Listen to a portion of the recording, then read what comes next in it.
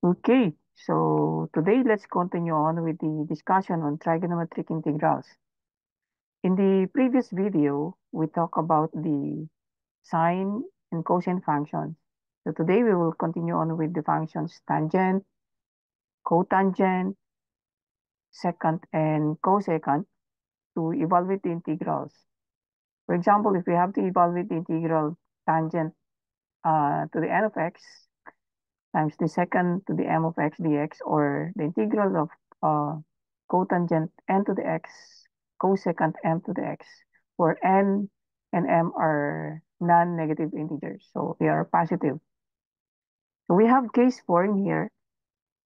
So for case 4, if we take the integral of tangent to the n of x dx, or the integral of cotangent n to the x dx, wherein n is a positive integer, we take a look on the following factor.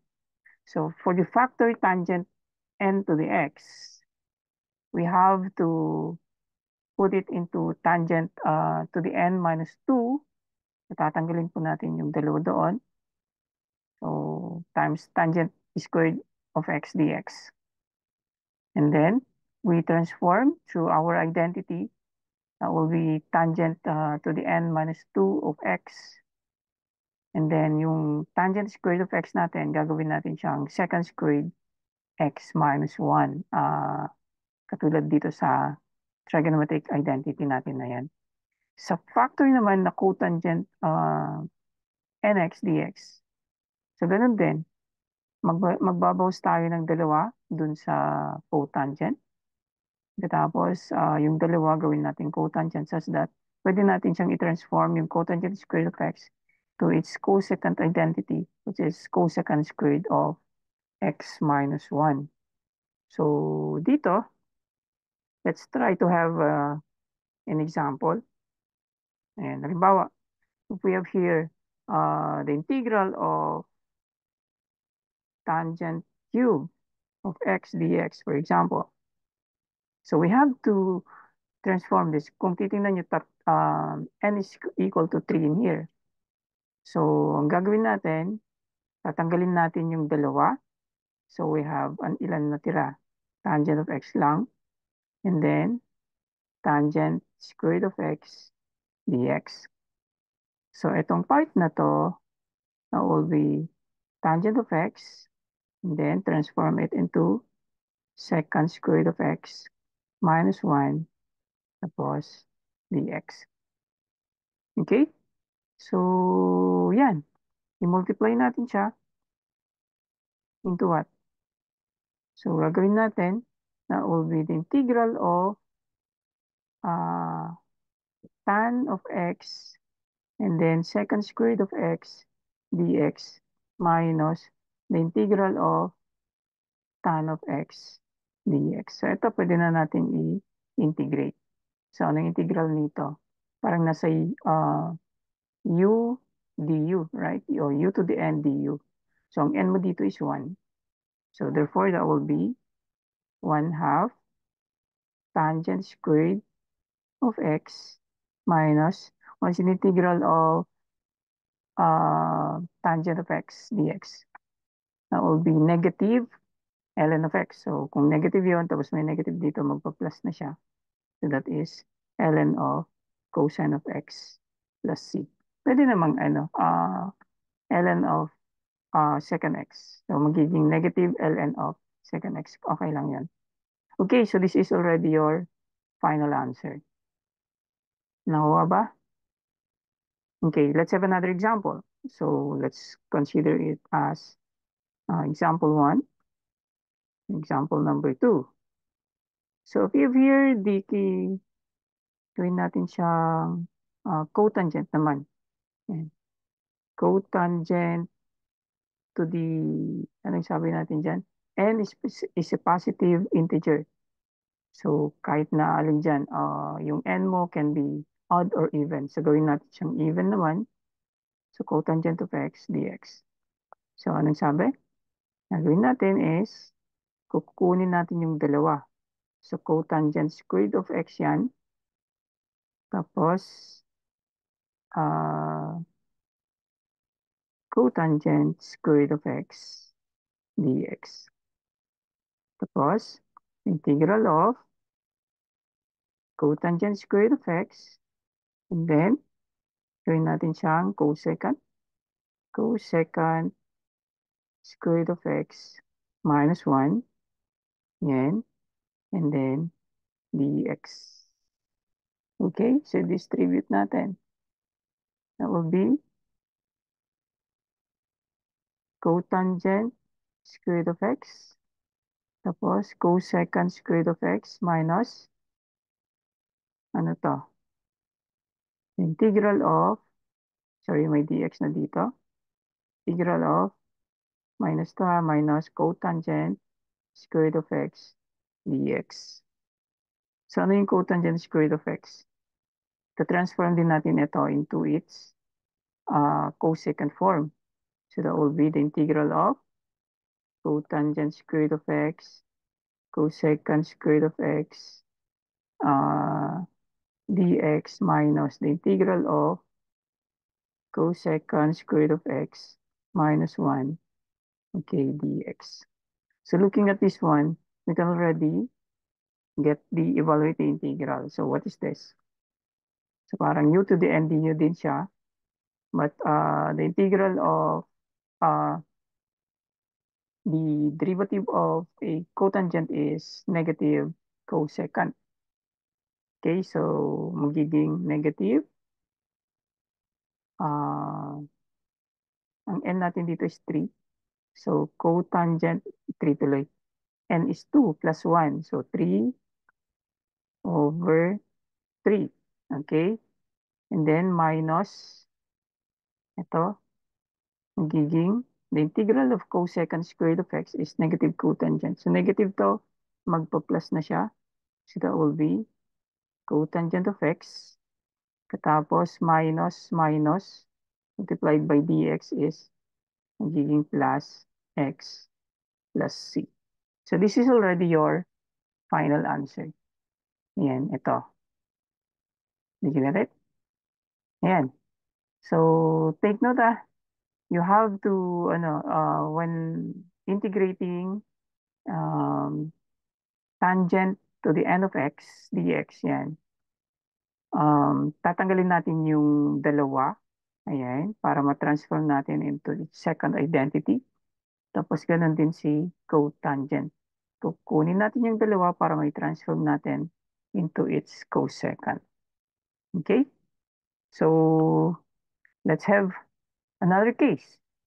Paano naman kapag ang integral mo ay second to the n of x dx or cosecant to the n of x dx wherein yung n mo is a positive even integer.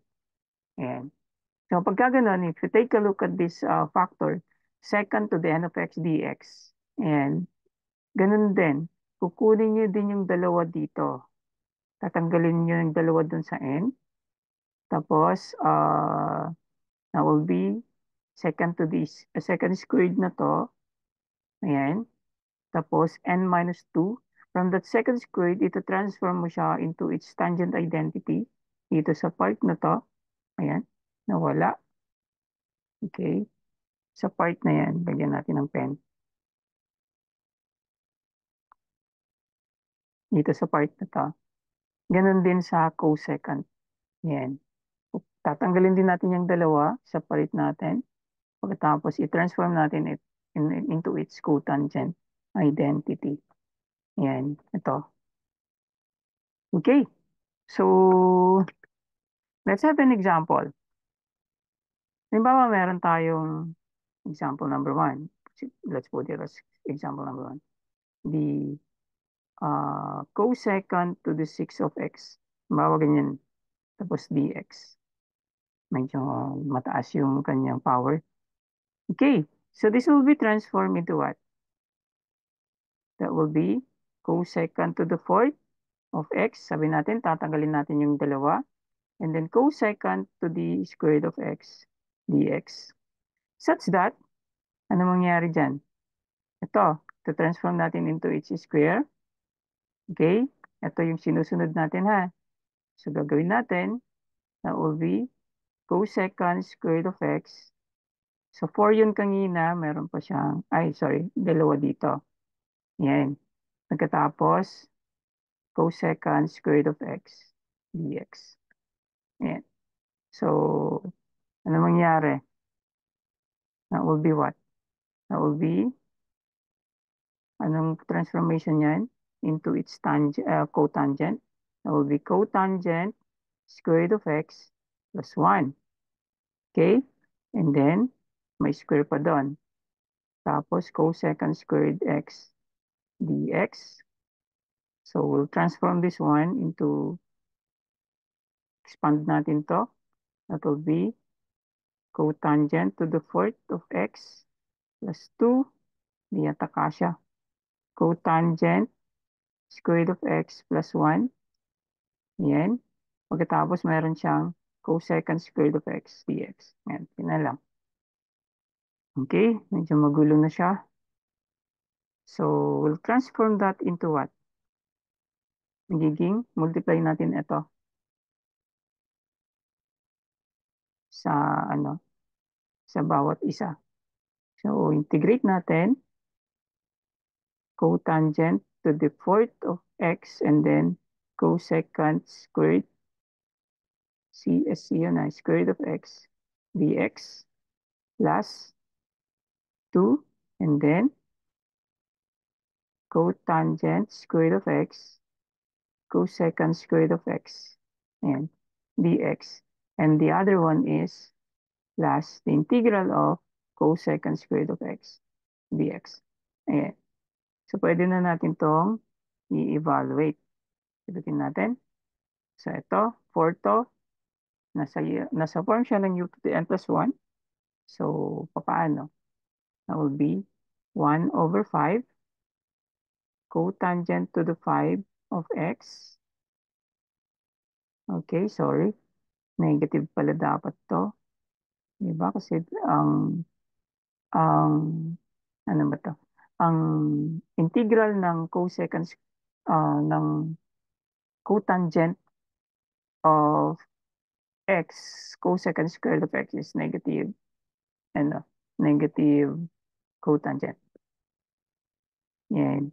Minus na rin to, since negative 2 over 3 cotangent cube of x, okay, minus cotangent of x plus c. So this is already your final answer. Yan na yan. Nakuha ba? Naintindihan? Sige. Subukan naman natin yung second. Cosecant pala itong nauna. So, paano naman kapag yan, second, liitan lang natin to the fourth of x dx. Kung sabi natin, transform natin, tatanggalin natin yung isa, second square root of x yan. Tapos yung isa naman ay second square root of x dx. Sabi, ita-transform daw natin yung second squared into its identity, tangent, square root of x plus 1. Yan. Tapos, second square root of x dx. Okay. So, i-multiply na natin. That will be tangent square root of x, second square root of x, plus, dx, plus the integral of second square root of x dx. And second yan. So the final answer will be what? That will be tangent cube na to over 3 x plus tangent of x plus c. Ayan. Nag-gets niyo ba? So um, this is case number 5. The integral of second to the n of x dx or the cosecant n to the x dx. Wherein your n is a positive even integer. So kung titingnan nyo dito sa problem natin, our n is 6, which is even. And then the other one also is 4, which is also even. Okay. So let's have case number 6. Ayan. For case number 6, the integral of secant to the n of x dx or the integral of cosecant n to the x dx wherein n is an odd integer. Kanina, titingnan nyo, positive even integer. Ito naman is positive odd integer. So magkaiba yung approach natin dito. In here, we have to apply yung integration by parts. Apply natin dito yung integration by parts kapag odd yung ah, kanyang power. Okay? So magkaiba sila. Kung titingnan nyo, halos pareho yung problem. Okay? Pero ang pinagkaiba lang nila, yung power ng isa is odd and then yung power ng isa is even. So kapag add po yon, we apply po yung integration by parts. Sige, tingnan natin. Magbibigay ako ng isang example. Yan. So for example, yan. If we have here the integral of secant, babaan lang natin yung power niya. Cube of x dx. Ayan. Secant cube of x. So dito, kailangan mag-isip tayo ng paraan. Gagawin natin tong secant x and then tanggalin natin yung isa. Ay yung dalawa seconds square root of x dx. So ano ba dyan yung integrable na diretso? Ito, pwede siyang integrable na diretso. So dito we let u equals secant x and then du is equal to uh, secant of x tangent x. Kapag odd, ito medyo dadaan ka sa isang mahirap na proseso. So ang dv natin therefore is secant square root of x dx and your v is equal to ano yun? Ano yung v natin? Tangent of x. Ayan. So therefore, sulat lang natin.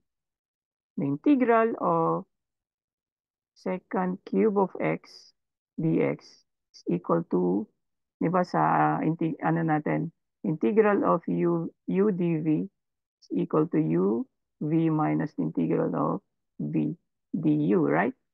So dito ngayon, that will be secant of x tangent of x minus the integral of v, ano yung v natin? So that will be tangent of x and then ang du natin is secant of x tangent of x. Medyo masalamuot na naman siya ulit. Yan.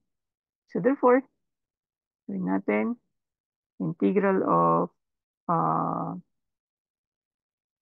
secant cube of x dx equals secant of x tangent of x minus, gawin natin ulit, is uh, secant of x and then tangent square root of x dx. Ayan. Nasa secant to the n of x and then tangent to the m of x na naman ulit. So, ito-transform na natin na naman ulit yan into its identity. Kaya dapat mahusay kayo sa mga trigonometric identity. Yan. And then, this will be what? Secant of x ulit and then secant square root of x minus 1 dx.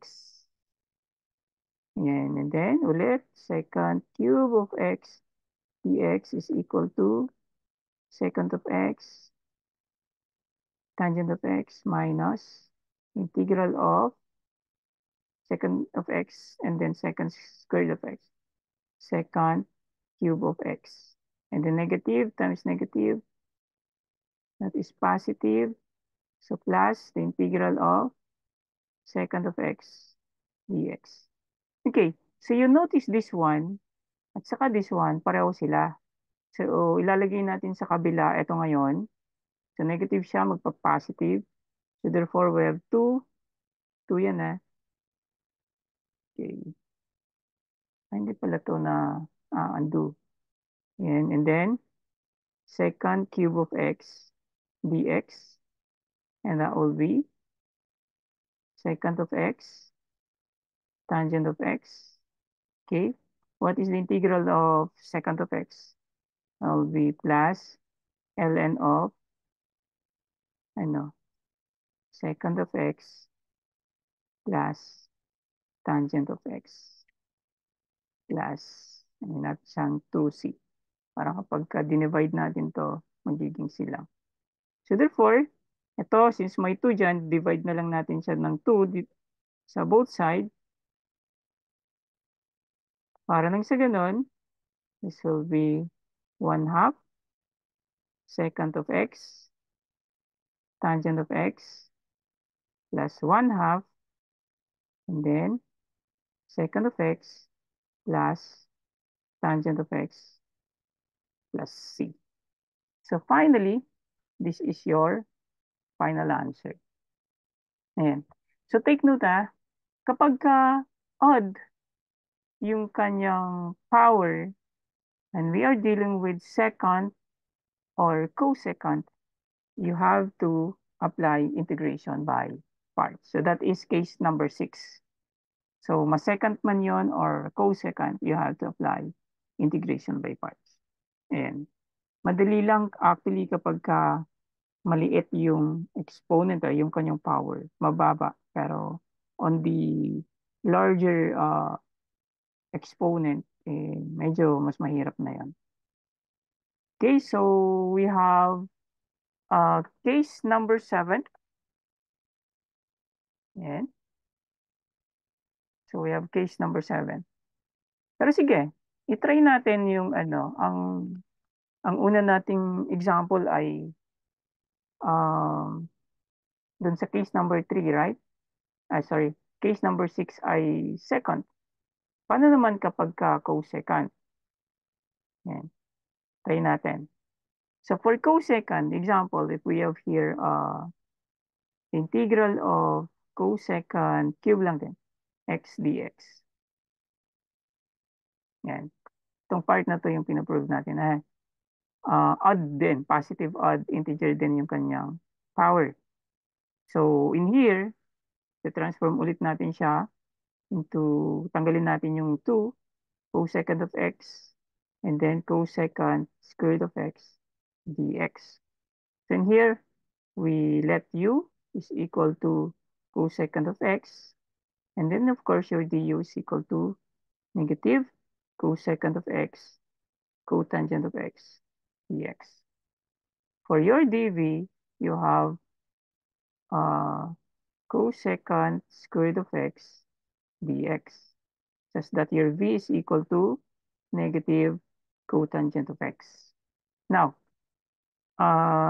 still, we have the integral of cosecant square root of x, but cosecant cube of x dx. And that will be uv. So negative cosecant of x, cotangent of x, minus, so negative to, v du. So magpa-plus na to. Ayan. Sorry. Negative pa rin kasi negative pala to. Ayan. So negative pa rin siya. So that is cotangent of x, tapos cosecant of x, cotangent of x dx. Okay. So that will be the integral of cosecant cube of x dx is equal to negative cosecant of x, cotangent of x, okay, minus the integral of cotangent square root of x, cosecant x dx. So ito transform din natin siya ulit, yung cotangent into its cosecant identity. Nakuha nyo? So yan, cosecant cube of x dx is equal to negative cosecant of x, cotangent of x, ayan, minus the integral of cosecant square root of x minus 1, and then cosecant of x dx. So that will be cosecant cube of x dx equals negative cosecant of x cotangent of x minus the integral of cosecant cube of x. Yan. Negative, negative, magiging plus na siya.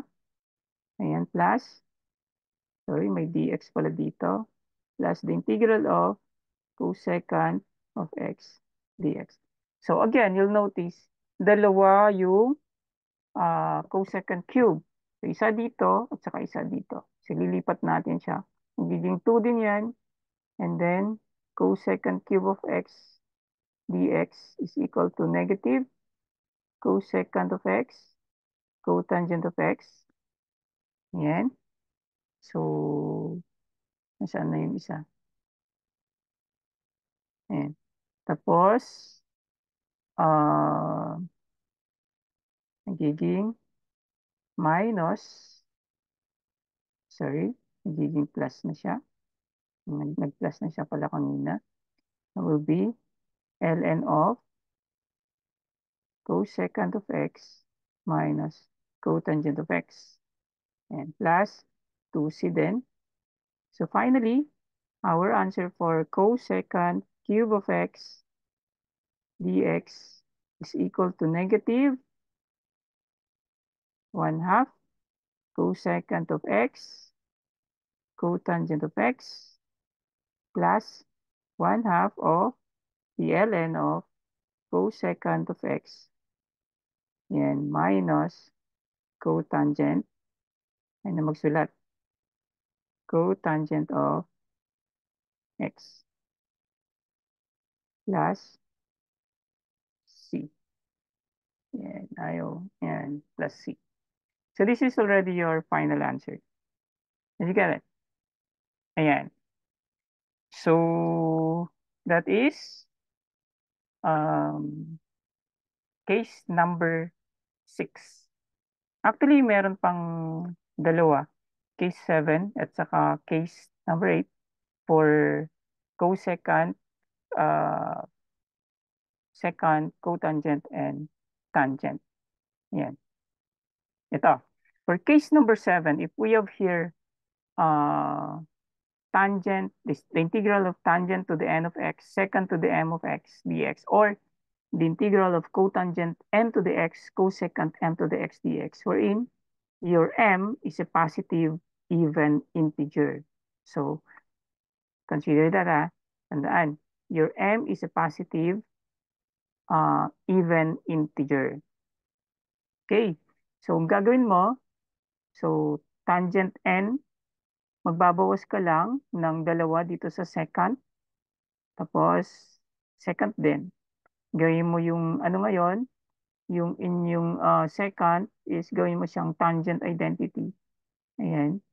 So ito na yon. Ganon din sa dito sa cotangent n to the x, cosecant m to the x dx.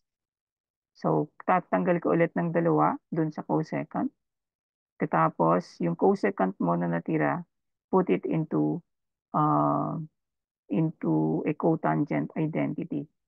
Ayan. Nakuha.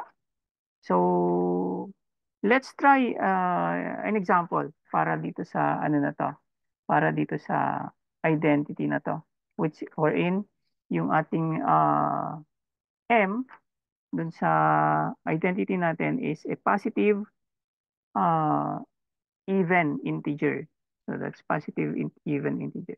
So take note of that. So let's have an example. So example, and binago ko ng kulay para I think mas visible siya. If we have here the integral of tangent squared of x, tapos yung isa naman is secant to the fourth of x dx. So take note of that. Kapag ganyan yung integral mo, yung m mo dito, which is 4, is even integer. So what we will do is remain yung tangent squared natin of x, pero magbabawas tayo ng dalawa dun sa secant.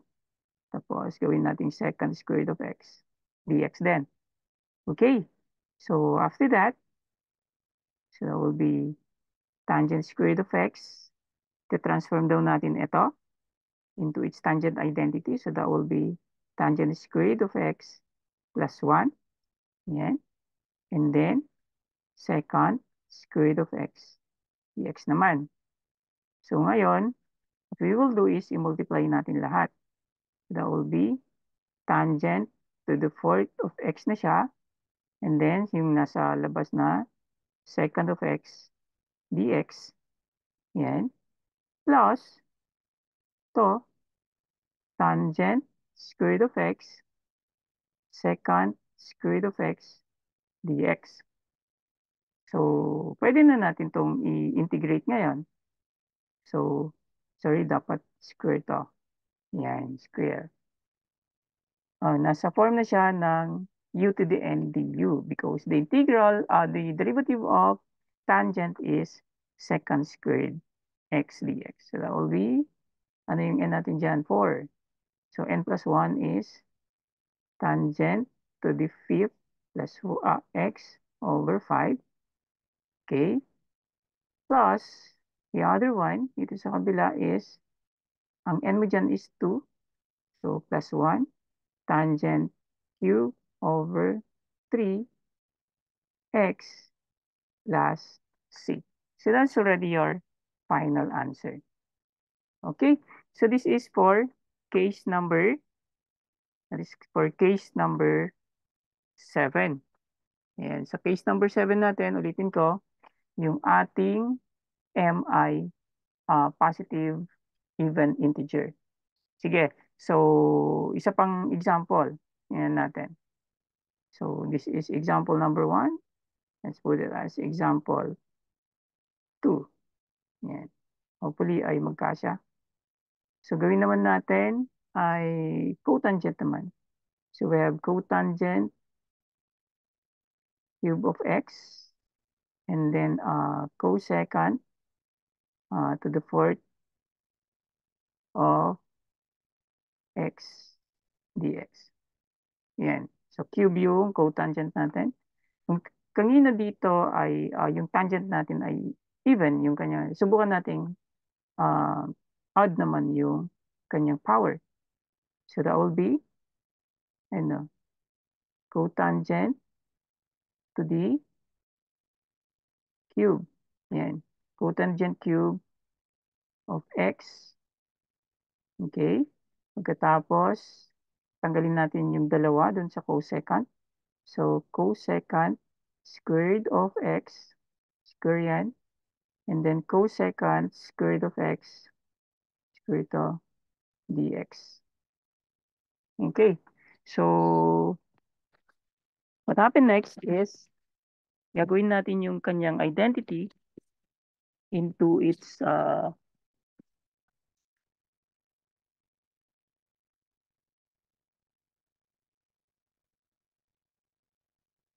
okay, sorry.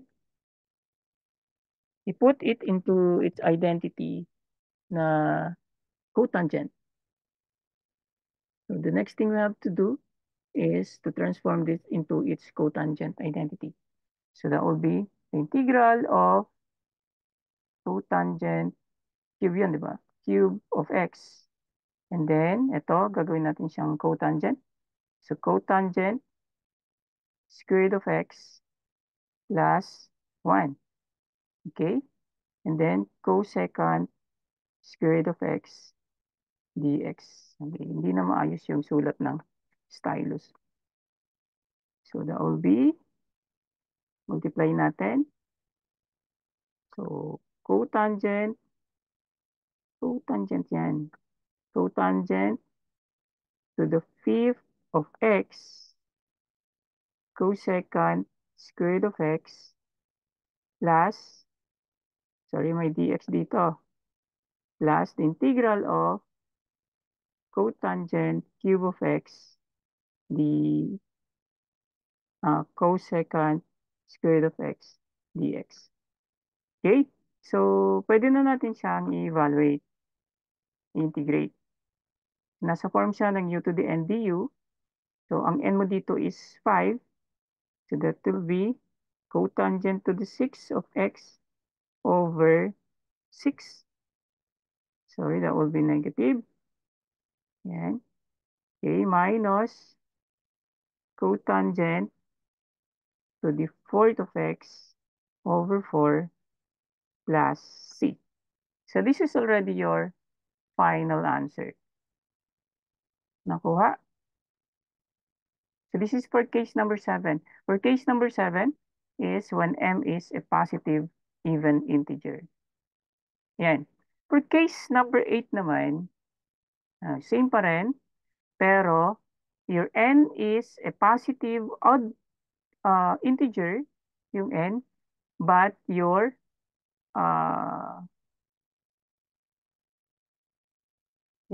uh, regardless if your m is positive, odd, or even. Ito ha. Basta yung n mo ay odd, so yung m mo ay kahit ano, even or odd ba yun? That is for case number 8. Yan. So tingnan natin. So let's have an example following this one. Ito. So ang magiging derivative mo naman dito is second x tangent x. So ibig sabihin, magtatanggal ka ng tig-isa dito sa tangent at saka secant. Ganun din dito sa cotangent. Magtatanggal ka ng isa uh, dito sa cotangent at saka cosecant. So let's have an example.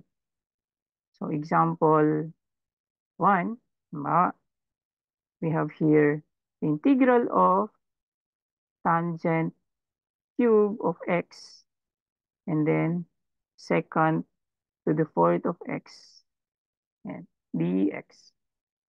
So notice kanina dito sa paano natin, dito sa case 8 natin, ang requirements niya is your n is positive odd integer. Ang n mo dito is 3.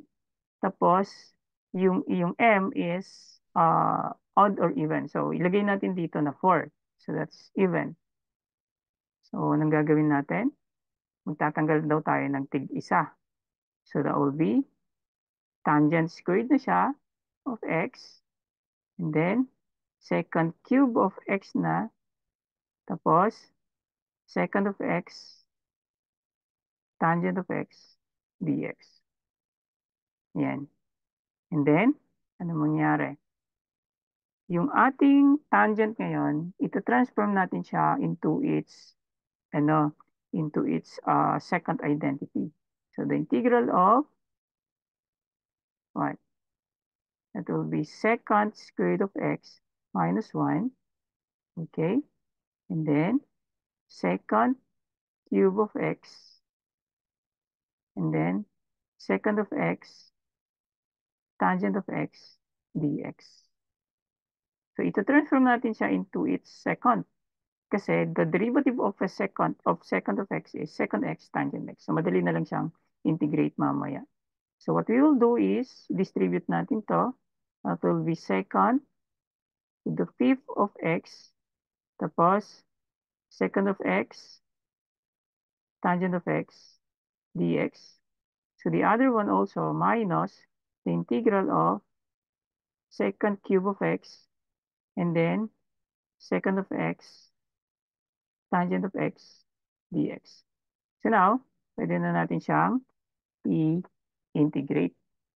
Nasa form siya ng u to the n du. So, ano yung n natin dyan? That is 5. So, that is 1 over 5. 1 over 6 pala kasi n plus 1. And then, secant to the 6 of x minus, ang n natin dito is 3. So, plus 1 is 4. So, 1 over 4. That is secant to the fourth of x plus c. So, that will be your final answer. So, madali lang. So, for example number 2, sige, example number 2 naman. Gawa tayo ng another example. So, hindi natin cotangent cube of x yan. Tapos, sige, cosecant, tataasan natin yung power niya. Gawin natin siyang 6. Yan, x dx. So, ang requirement natin is n is odd. Tapos, m is a positive even or odd integer. So yan. O gusto nyo gawin natin siyang 5. Yan, gawin natin siyang 5 para maging odd din siya. So that will be what? So the integral of, yung sabi, kukuha tayo ng itig isa. So that will be cotangent square root of x, tapos cosecant to the fourth of x, cosecant of x, cotangent of x, dx. Ayan. So, anong mangyayari? So, transform natin ito into its cosecant identity. So, the integral of cosecant square root of x minus 1. Ayan. And then, cosecant to the fourth of x. And then, cosecant of x, cotangent of x, dx. Okay. So, what's next? Gagawin natin dyan is, multiply natin. So, that will be cosecant to the 6 na siya of x. And then, cosecant of x, cotangent of x, dx. Minus integral of cosecant to the fourth of x. And then, cosecant of x, cotangent of x, dx. So, we can already integrate that one. So, ano to? Nasa part siya ng u to the ndu. There is negative. Yan. PSC to the 7 of x kasi yung n mo dyan is 6 plus 1 over 7. Okay. And then, negative yung sagot. Pero since negative to, magiging plus na siya. Cosecant to the 5th of x over 5 plus c. So that is your final answer. Okay? So, yan po yung ating case number 8. And ano kaya yung case number 9? Yung last. So, for case number 9, ito. Kapag yung n mo naman is positive even integer and m is a positive odd integer. So, dito kanina sa una, saan na yun? Sa case 8 natin, ay uh, yung ating uh, yung ating n ay odd. Paano naman kapag even yung inyong n? So what we'll do in here is that, okay, um, gagawin natin, yung tangent natin, gagawin natin siyang squared, okay? Tapos, n over 2, and then, the other one also is second to the m. The same lang din, remain, okay? Tapos, yung tangent natin, we form it into an identity na second. In the same way, ganun din si cotangent. Yan. Gawin natin siyang cotangent squared.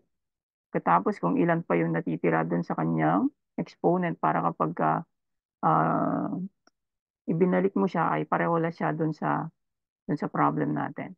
And then, tingnan natin yung kanyang cosecant identity. Sige. So, in this case,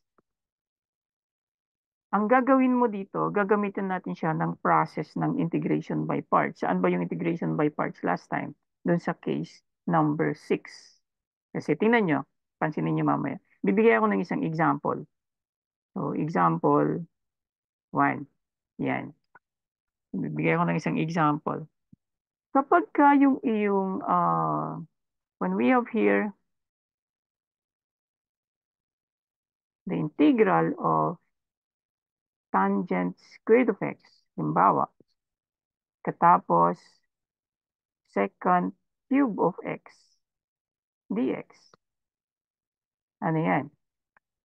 So, titingnan nyo, yung n mo ay positive, pagkatapos yung ay positive, yung n mo ay even, and your m is odd. So, sundan natin. Itong part na to, di ba? Ito yung kanyang factor. Sabi niya dyan is gawin natin siyang tangent squared. So, transform na natin to kasi nasa ano na kaagad. Transform natin to into its second. So, that is second square root of x minus 1. Okay? And then, second cube of x dx. Retain the same. Ang katapos nun is, ano na, integral of, distribute natin, second to the fifth of x dx minus the integral of second cube of x dx. Okay? Ayan. So, notice, kanina dun sa case number 6 natin, kapag in-integrate mo yung second to the n of x or cosecant to the n of x, wherein yung n mo ay odd, gagamitan mo siya ng integration by parts. So, integration by parts yung gagamitin natin dito. So, medyo madugo itong proseso na to. Kaya, sige, tingnan natin. This will be, isa-isayin natin. The integral of tangent square root of x and then second cube of x dx. Dito, we let u, yan, is equal to second cube of x. Okay, pwede bang burahin? Hindi. And then yung du mo is equal to 3 second square root of x, tapos sectant. Second of x, tangent of x dx. Okay? Or, that will be what? 3 second cube of x, tangent of x dx. Ayan. Tapos ang dv mo, bilhin natin yung isa dito, that will be second, dalawa pala, sorry, x dx. So, your dv therefore is, your v therefore is tangent of x. Tangent of x. Ayan. Okay. So, eto nakuha na natin yung sagot kanina. So, balikan nyo yung ano, yung presentation natin yung video, yung cube. Ayan. Dito muna tayo mag-focus. So, if we try to look at that one, that will be tangent square root of x, tapos second cube of x dx. Yan. Tapos, uv minus v du. Ano yung u natin? Tapos yung v. So that is tangent of x, second cube of x, minus, so gawin natin itong 3, v du. Ano yung v natin? Tangent of x. So v, second cube of x. So tangent times tangent is tangent squared of x. Ayan, dx. Ayan. If we try to uh, take a look on our case number 6 kanina, ayan, sa case number 6, ang sagot natin for second second cube of x is, sulat ko na lang. So 1/2, tapos second x, tangent x, hindi kakasya, plus 1/2 ln of second x plus tan x plus c. Yun yung kanina. Now, tingnan nyo to. Sorry. Dapat minus tong dalawa kasi nandun may minus dito sa labas. Yan. So, kung titingnan nyo to, pareho sila. Itong part na to at saka part na to. Okay? Sa 3 to, ilipat natin sa kabila magiging 4. So therefore, magiging 4 the integral of tangent square root of x secant cube of x dx is equal to, ano, tangent of x secant cube of x, okay, minus 1/2,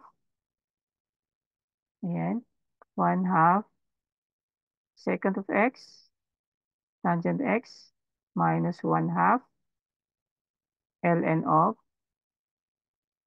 secant of x plus tangent of x plus c. So, i-divide natin ngayon yung ng 4. Finally, ang magiging sagot natin is our integral of tangent square root of x and then secant cube of x dx is equal to 1/4 tangent of x katapos secant cube of x minus 1/2 times 1/4 is 1/8. And secant of x, tangent of x minus ganun din dito, 1/2 times 1/4, 1/8 ln of secant of x plus tangent of x plus c. So, eto na yung final answer. Hindi ko na ginawa yung process kung paano sinagot yung secant cube of x dx. Subukan yung balikan yung solution natin dun sa case number 6 para makuha nyo yung ano, sagot. Kasi ah ganun din yun eh. Integration by parts din yan. So, titingnan nyo dito, kinonsider ko lang yung second to the fifth, tapos kinopya ko na yung sagot ng secant cube of x dx. So, yan. Um, sa part na to, medyo mahirap kapag yung n ninyo is positive even, and then yung m is a positive odd. So, wala kang choice kundi gumamit ng integration by parts. So, imagine nyo kung medyo mas mataas-taas yung power, medyo mas mahirap pa din yung proseso o yung pag-solve natin dito sa mga problem na ganito. Okay, so that ends our discussion on the trigonometric integrals. So we have 9 cases pagdating sa powers of trigonometric uh, integration. Okay? So, yun lang. Maraming salamat po sa inyong lahat, sa inyong pakikinig.